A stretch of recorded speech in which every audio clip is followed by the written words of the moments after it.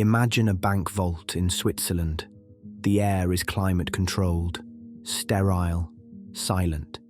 It is a place designed for gold bars and secrets. For nearly 40 years, this steel tomb held a face that half the world would recognize, and the other half would swear is an imposter. She looks like her. The pose is identical. The hands are crossed in that familiar, demure cradle. But look closer. The skin is porcelain smooth, untouched by the cracks of age. Her cheeks are fuller, flushed with a youth that the woman in the Louvre lost centuries ago.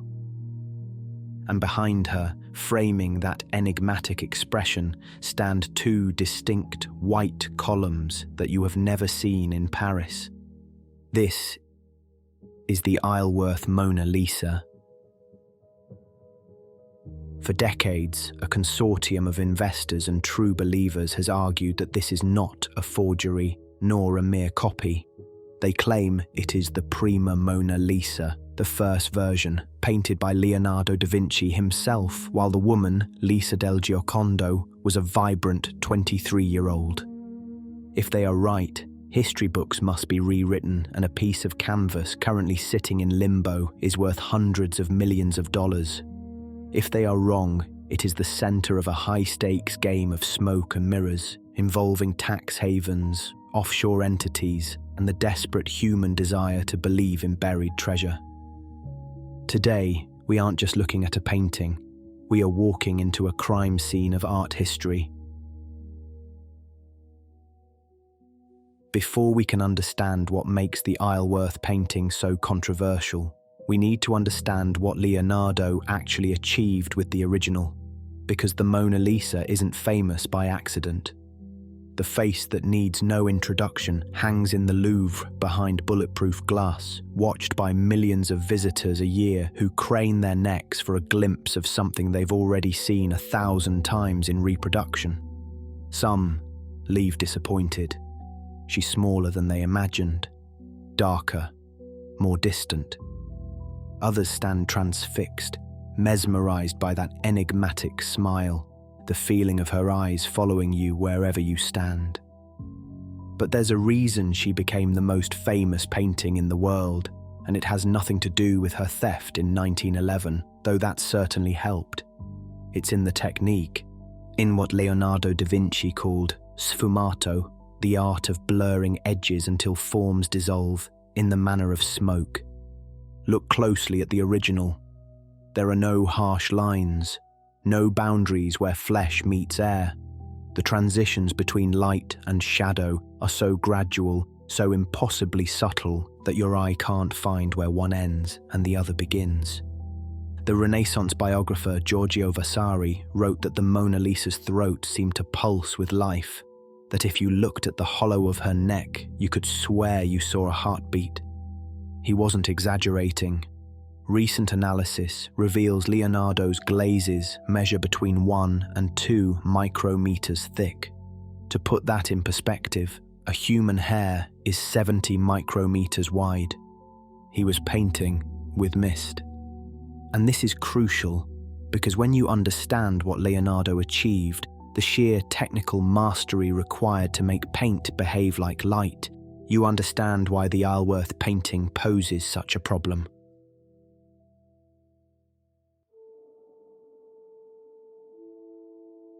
The story doesn't begin in Italy, but in an English manor house in Somerset, just before the First World War.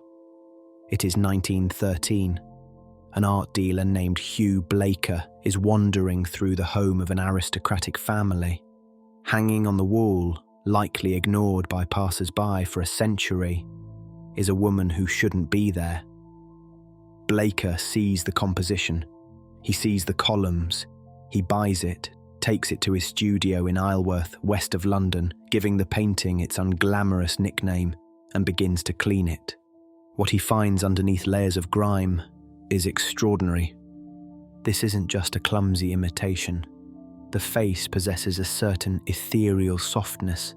The transition of light and shadow feels dangerously close to the master's hand. She's a younger woman, early 20s, smooth-faced, unambiguous. She sits between two complete columns that frame the composition with classical symmetry. The landscape behind her remains only partially resolved, with the pale ground layer and underdrawing showing through where the paint has worn or was never fully developed.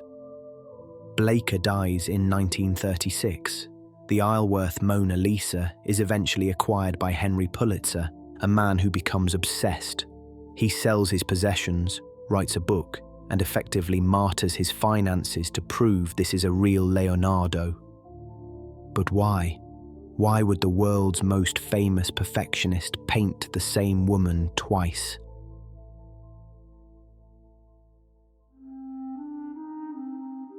We are told the Mona Lisa in the Louvre was started in 1503.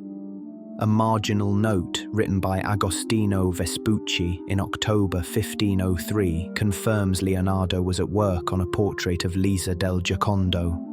The discovery of this note, made in 2005 by German scholar Armin Schlechter at Heidelberg University, settled decades of debate.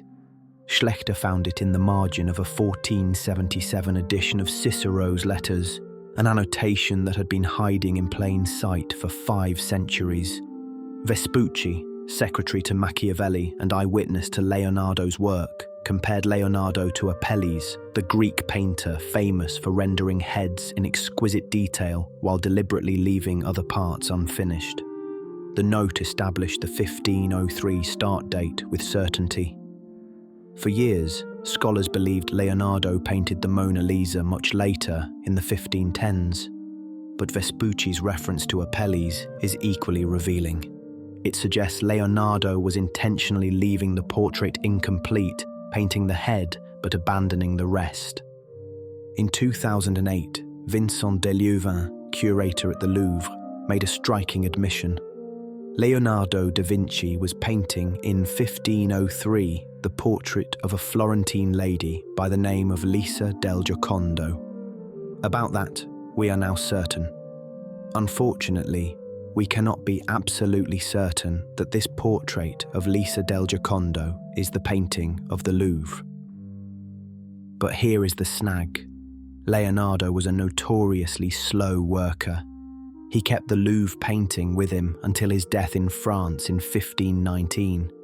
He never gave it to the husband who commissioned it. It's not an impossible idea that he painted 2 versions. Leonardo painted multiple versions of other works. The Virgin of the Rocks exists in 2 distinct versions, both authentic, created a decade apart because of a payment dispute. Renaissance workshops operated like factories. Multiple versions weren't forgeries, they were just business. So, the Isleworth theory proposes a timeline that feels almost logical. They argue Leonardo began a portrait in 1503 for the commission, a portrait of a young, beautiful wife. He worked on it, maybe sketched in the columns, painted the face, but, distracted by engineering projects or other commissions, he left it unfinished. Years later, in 1513, he needs money or patronage, perhaps from the Medici family. He doesn't go back to the old canvas. He starts fresh. He paints the Louvre version, an older, more idealized woman, a philosophical meditation on nature and motherhood, devoid of the earlier columns, stripped of the specific fashion of the time. This theory solves a major art historical headache: the Raphael sketch. Around 1505, the young Raphael visited Leonardo's studio.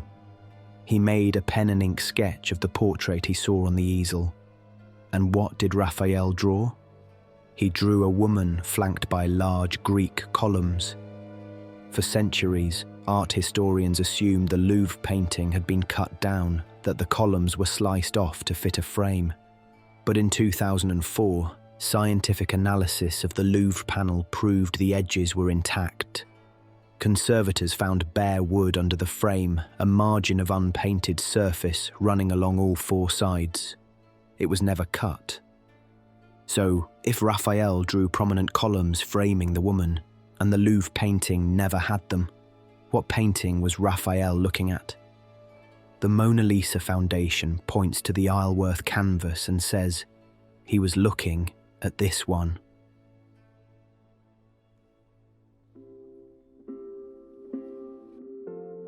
Look at the face of the Isleworth sitter. There is a seductive argument made by proponents like Jean-Pierre Isbouts. He claims that if you overlay the geometry of the Louvre face onto the Isleworth face, the alignment is mathematically perfect. They claim this proves both came from the same cartoon, the same preparatory drawing. They talk of the golden ratio, the Fibonacci principle, embedding the divine proportion into the curve of her jaw. It feels compelling. We want to believe that Leonardo, the man of science and math, left us a geometric code. If the numbers line up, it must be true. The faces align eerily when superimposed, but that's exactly what you'd expect from a skilled copyist working from a finished painting. Geometry can be replicated. Golden ratios can be reverse engineered. What can't be replicated is genius.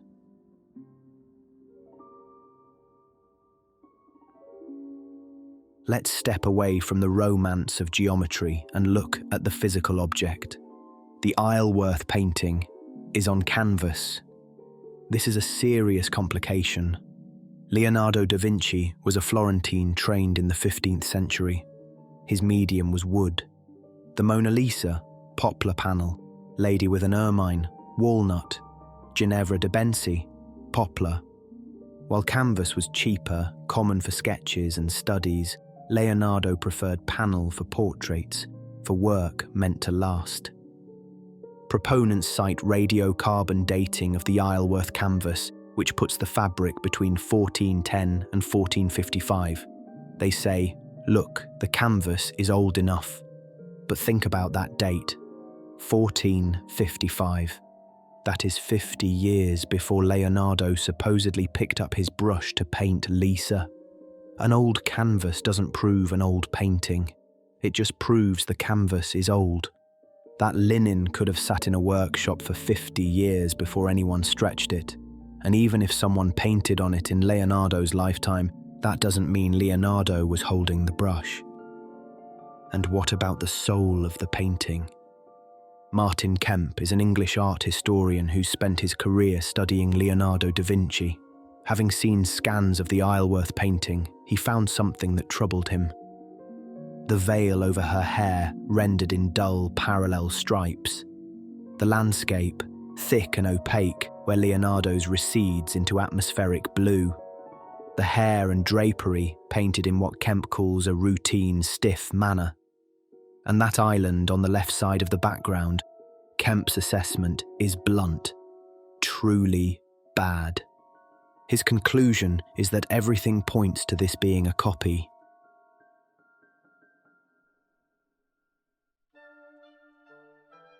But the most telling clue comes from looking beneath the surface. Pentimenti are changes of mind. When Leonardo painted, he was thinking on the panel. Infrared scans of the Louvre Mona Lisa show a chaotic history beneath the paint. He moved the fingers. He shifted the veil. He changed the position of a hairpin. The underdrawing is alive because the artist was struggling with it. This is the hallmark of genius. An artist solving problems in real time. When we X-ray the Isleworth painting, what do we find? Not the chaos of creation, but caution. Supporters claim there are shifts in the underdrawing, but the evidence is thin. What they point to as evolution looks, to most expert eyes, like simple correction.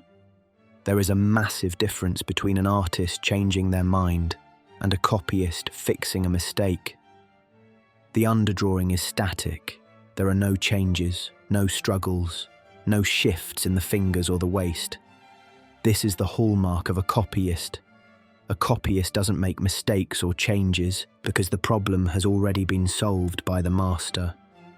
They are simply tracing a finished map.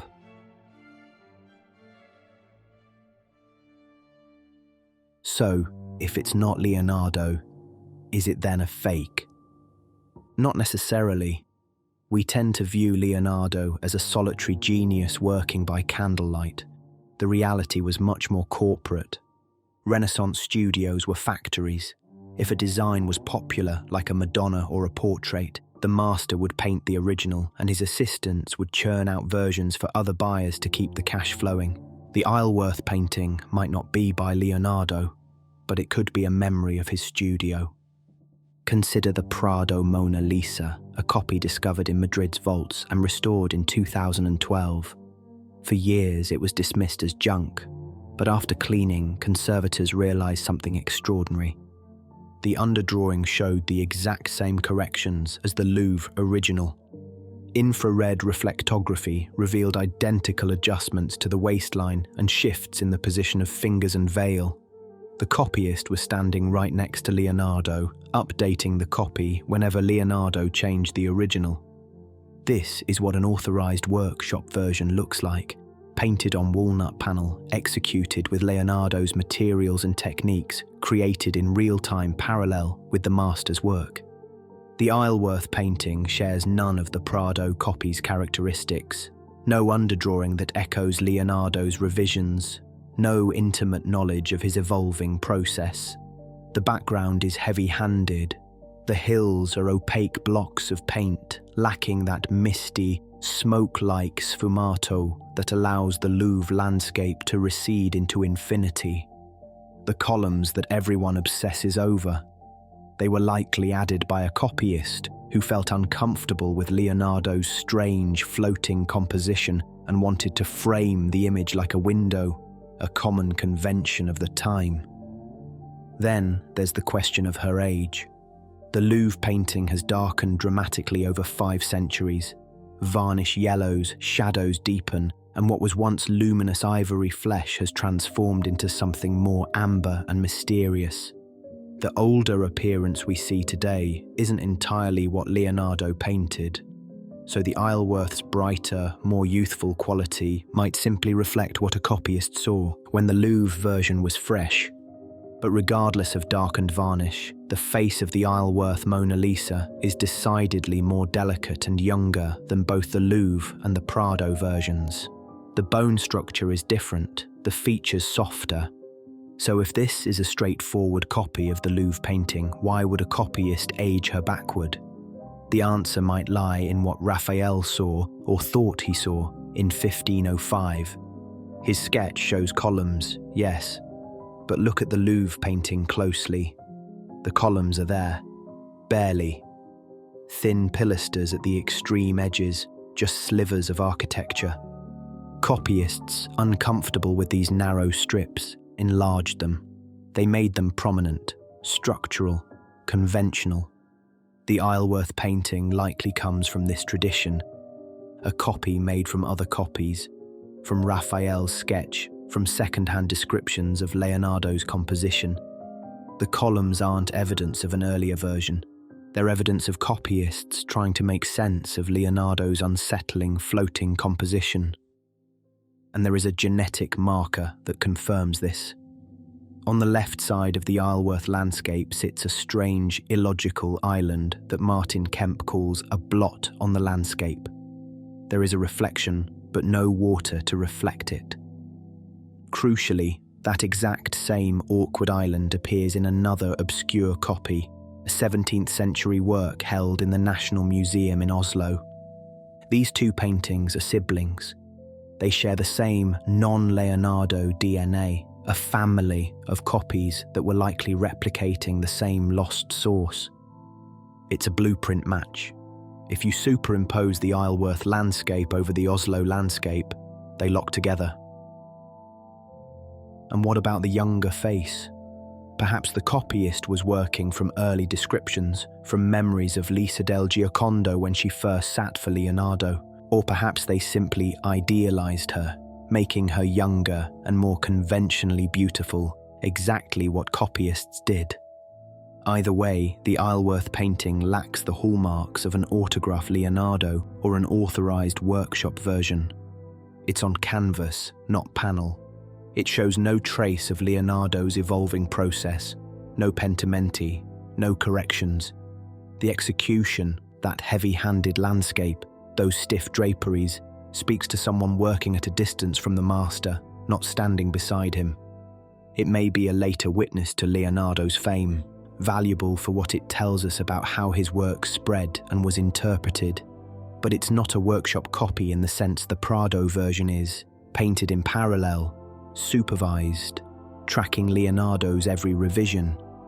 It's a copy of echoes, not a reflection of the original process.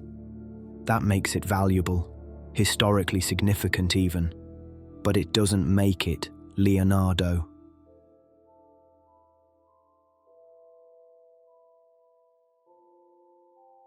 Why does this debate persist? Why are there books, exhibitions in Turin, and documentaries pushing the Isleworth claim? Follow the money. In 2017, a damaged, heavily restored painting called Salvator Mundi, attributed to Leonardo, sold for $450 million, the most expensive painting ever sold at auction. That sale changed everything. It proved that a question mark attached to the name Leonardo is worth a fortune. Martin Kemp, the same scholar who dismisses the Isleworth painting as lifeless, takes a strikingly different stance on Salvator Mundi. Kemp has stated he believes Leonardo either painted or certainly designed the work, pointing to preparatory red chalk drapery studies at Windsor and emphasizing three key signatures of Leonardo's genius: the physics of hair, where Leonardo understood curls as helixes governed by weight and propensity, much like rushing water; the crystalline sphere Christ holds, rendered not as simple glass, but as rock crystal with geological inclusions representing the outermost heavens; and the optical ambiguity in the eyes, that smoky sfumato effect emerging from Leonardo's study of how vision works, creating spiritual elusiveness. Yet Kemp also acknowledges complexity. The painting's condition, abraded, heavily restored, makes precise attribution a very complicated issue. What matters, he insists, is that the parts Leonardo actually touched possess that unmistakable zing.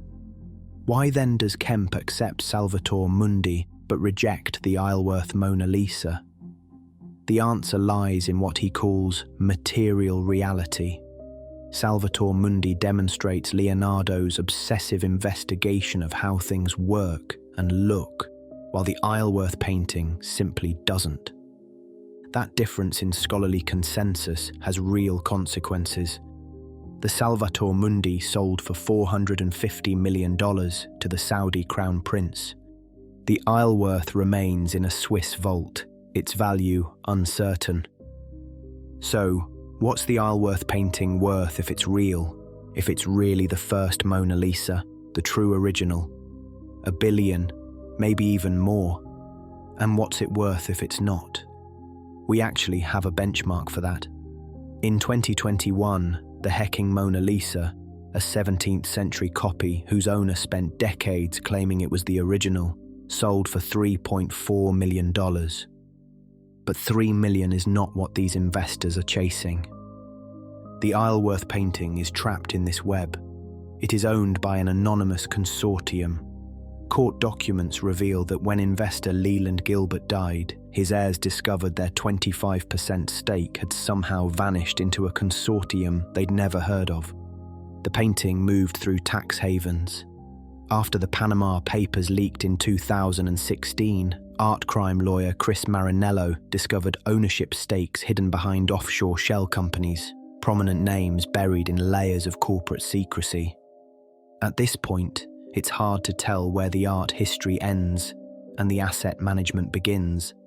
The Mona Lisa Foundation argues they have proven beyond reasonable doubt that this is the first Mona Lisa. But in art, unlike in law, there is no beyond reasonable doubt. There is persuasion, acceptance, institutional validation. And on that front, the Isleworth painting has failed. No major museum has acquired it. It has never been included in a scholarly catalogue raisonné of Leonardo's work. The foundation has organised exhibitions and attracted media attention, But the scholars who have built their careers studying Leonardo, Martin Kemp, Frank Zollner, remain to varying degrees unconvinced or at least cautious. They look at the Isleworth painting and see something dead. It lacks the spark of life. Philip Mould, the art dealer and authenticator, put it simply. Authentication is ultimately a human emotional response, and like all human responses, there's an element of subjectivity. He's right. Science can date materials, reveal underdrawings, analyze pigments, but it can't tell you if something has a soul. That requires connoisseurship, judgment, the accumulated wisdom of people who've spent their lives looking at paintings, who've trained their eyes to see not just what's there, but also what's missing. Stand in front of the Isleworth painting, and then stand in front of the Louvre original. The difference isn't measurable in carbon dates or geometric overlays. It's in that ineffable quality that Kemp calls a kind of zing. And to many of those who appraise it, the Isleworth painting simply doesn't have it.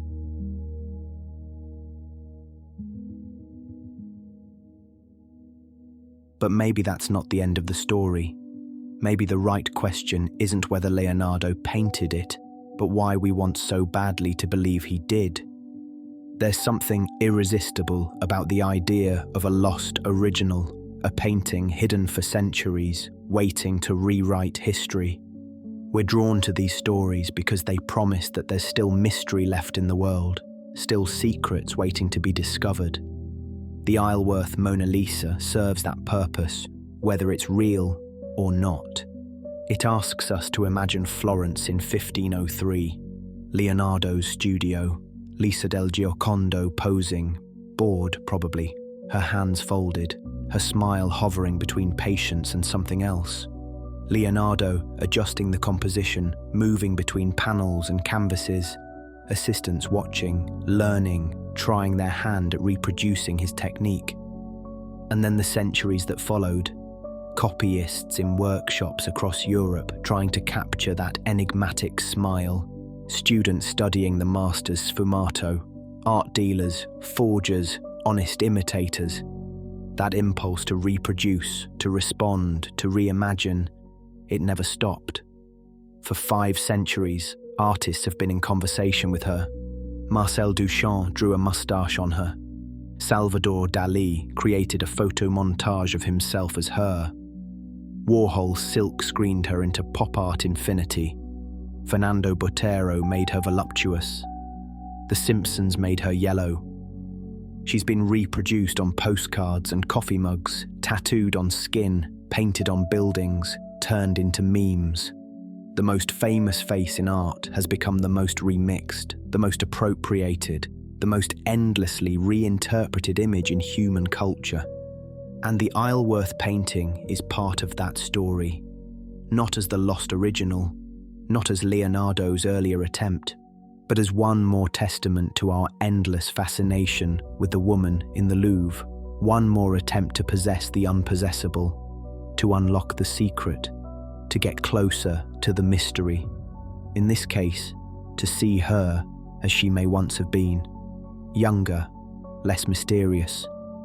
Maybe that's what makes it valuable after all, not as a Leonardo, but as proof of what Leonardo created, a painting so powerful that 500 years later, we're still arguing about shadows and columns and whether a canvas in a Swiss vault might somehow bring us closer to understanding her smile.